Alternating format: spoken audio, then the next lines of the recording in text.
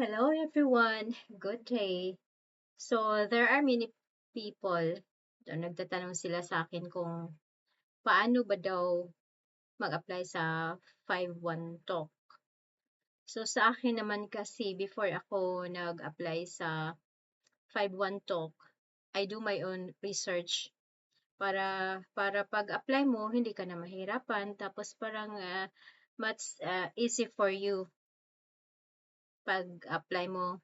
Pero sa akin, unang-una talaga na dapat niyong gawin or unang first move talaga is yung sa device niyo.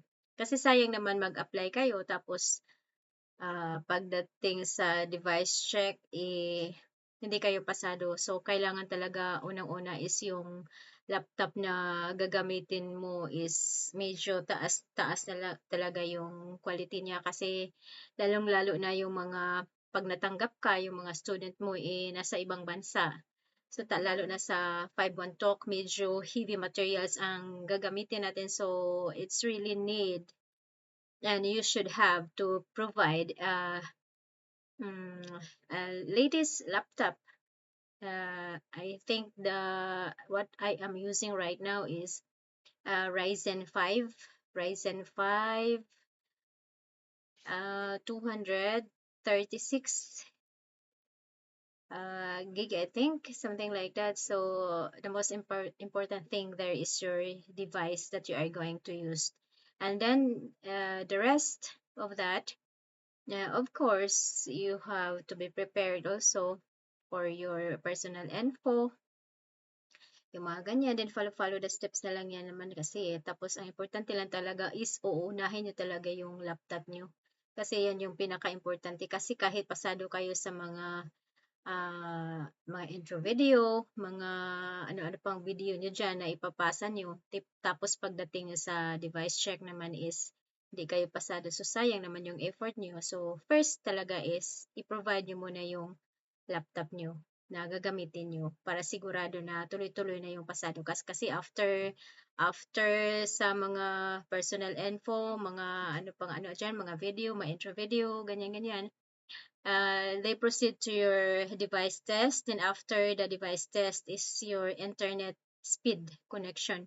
Kung pasado ba siya. Kasi kailangan merong internet speed, kung ilan ang dapat, yung download at saka upload sa inyong internet. So, okay, first is your device and then your internet.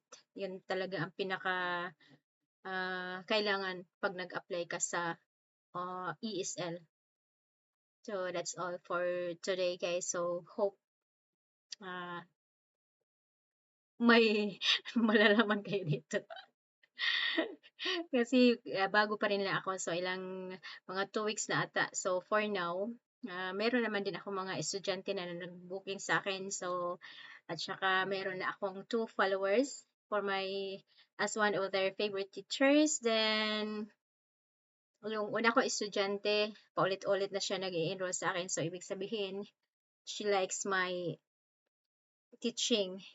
And then another students are coming, so their bookings already, they book already, like on the second week of July. I mean this month. So happy, although I'm still, although nga a new launch teacher lang ako, pero still blessed pa rin dahil meron namang nagbo-booking at saka wala pa akong penalty. So salamat sa Panginoon sa kailangan talaga na walang penalty, tapos energetic, at saka engaging during sa klase mo. Tapos magandahan ka, magustuhan ka ng mga estudyante mo. So, just keep smiling. Just give your best smile para magustuhan ka nila. Yun lang yun. Tsaka very energetic. Tapos smile-smile lang kunti. Ganun lang. Sige, bye!